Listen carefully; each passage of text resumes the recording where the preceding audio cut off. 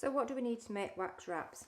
First of all, wax. There's two options here. I'm going to use the vegan option, which is soy wax that I bought off eBay in a bag. It's come in shapes. If you're not vegan and you want to use an animal-based product, you can use a beeswax candle.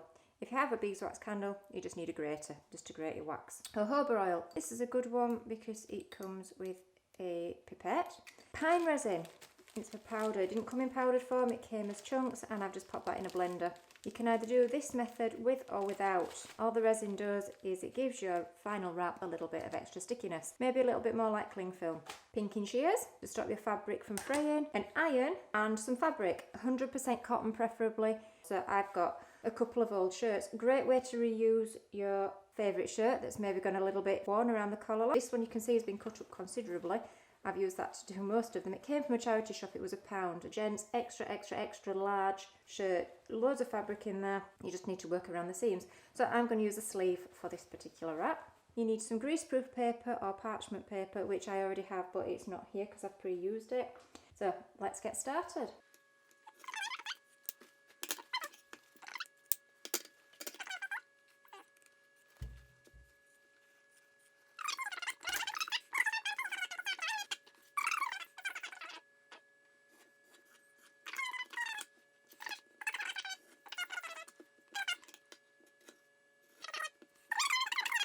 I would suggest you use something to put fabric on. So heat-proof cutting boards, 2 sheets of parchment or greaseproof paper. As you can see, these have already been used. They're a little bit stiff, they've got wax. Make sure that you always keep the wax to the insides if you've used them before. The last thing you want is wax on your iron, unless you're going to have an iron specific just for this particular job. Plug in the iron. I've got mine set on the cotton setting. I don't know if you can see that. Nice and hot. So first step. Parchment paper on the bottom, fabric on top, and then we're going to sprinkle some wax on there. If you're grating your wax from a candle, just grate it straight onto your fabric. Scatter your wax over the top. I'd love to be able to say to you, you want X number of grams of wax. Unfortunately, I can't do that because I just tend to do it by eye. Once you've done one, you'll get the eye for it and you'll think, oh, I need a little bit there. And you'll be able to see also where the wax hasn't penetrated the fabric. Fabric changes colour. So bear that in mind when you're selecting your fabric. I've gone for a light colour here. You will be able to see where it changes colour. One word of advice, don't pick white. White stains really easily. This fabric stains quite easily. If you have a sandwich wrapped up in there and it's got chutney or something on it and it leaks, it does actually stain the fabric. Even though you can wash these with warm water, not hot water. The darker the fabric, the more stain resistant. You're not going to see them. I'm going to do this without the pine because it's not mega expensive, but it's if you're on a budget, you really don't need it. It depends what you want in your wrap to do. If you just want to literally close a dish or wrap a sandwich or something like that, you're not bothered that it doesn't stick to itself like cling film or cling wrap does, you just pop an elastic band or tie it with a piece of ribbon or string.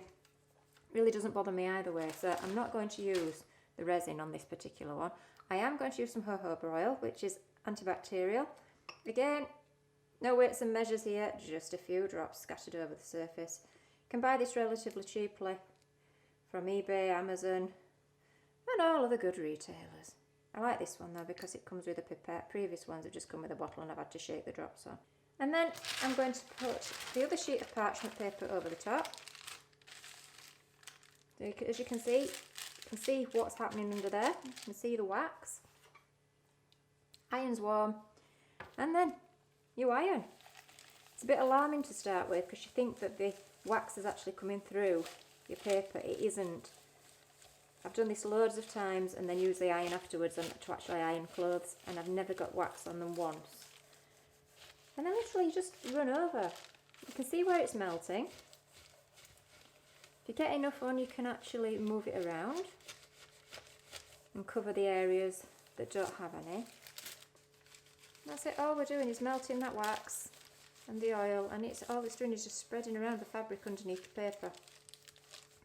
It's actually really therapeutic. It's quite nice. There's something nice about seeing wax melt. You can feel it as well. When you put your iron on there, it's all bumpy. And then when it's melted, it goes all nice and smooth. I'm going to show you what happens now. Quite a good example.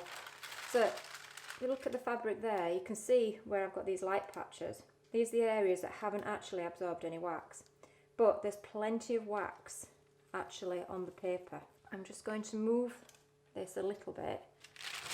You can see where I've got some wax on the paper, you can just see it coming through. I'm going to move that down onto the empty space.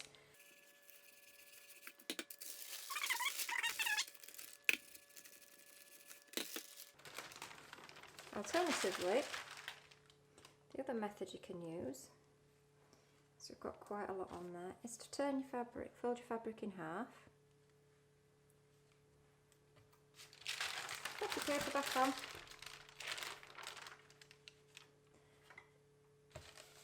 and iron it. What it should do is, if there's excess wax on your fabric, the unwaxed areas should just pick that up. I'm just trying to be frugal with it really. The less product I can use, the better. And this time it takes a little bit of patience moving things around the sheet. Actually, I've found in the past I've never needed to re-wax. Just use what's there already. Got a little corner there that's maybe not got any on. I can see there's quite a lot in the middle. Depends how much you want to faff. Obviously, you can just chuck some more wax on there and you're good to go. I just prefer to use what's already there rather than wasting it. That might be saturated. Oh, I've got a little bit right on this edge. Teeny little spot.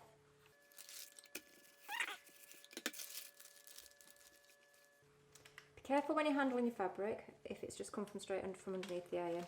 It will be quite warm. I think I'm going to say that's done.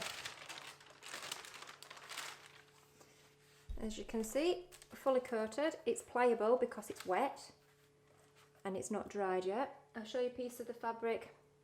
This is what it looked like before I added the wax, so you can see it's considerably darkened it. Now, if you've got small children, you can let them run around the kitchen pretending they've got a cape. Alternatively, you can just hang it over the back of a chair, peg it over a door handle, whatever. It just takes a few minutes to dry.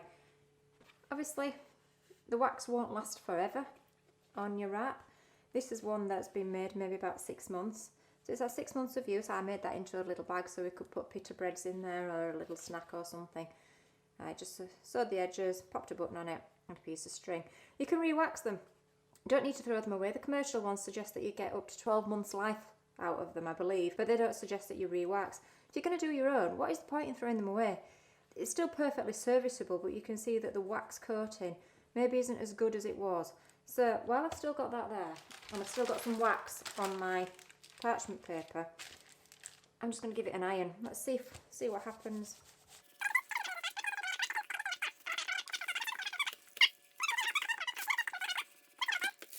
There we go. One re-waxed little bag. Just got a little patch there where the button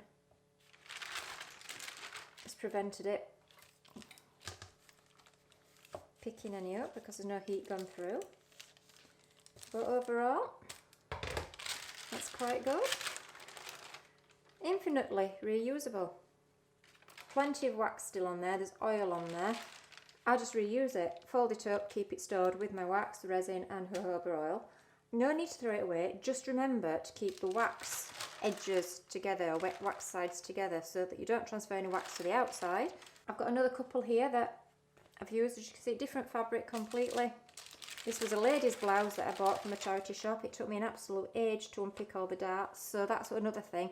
If you're going to buy recycled clothing and you're buying them, I would recommend buying gents because there's not as many darts in them. You just generally get a dart down the back of the shirt, down the centre back of the shirt. With the ladies, you get them at the hips, at the waist, you name it. It was a pain. I haven't got a lot of wax, residual wax left on this sheet. You can see there's not an awful lot coming through. Let's just move it around. But having said that, all I've done is activate the wax that was already in it. You can see that it's gone all floppy again now. When it's dry, it should be more like this one. Quite rigid. It will crease. Here we have the wrap that we've just done. It's no longer floppy. We get a piece of fabric. So this was the original fabric. This was the shirt. This is it now. It's been waxed, a little bit stiffer. And this is what I generally do for my lunch. First time used, so it's a little bit stiff. And there we go. Your wax wrap, your pita bread's all wrapped up, it'll defrost nicely in there, but it will keep out any germs and what have you. So yeah, great, there we go. If you bother, just pop an elastic band around it. Job's a good one.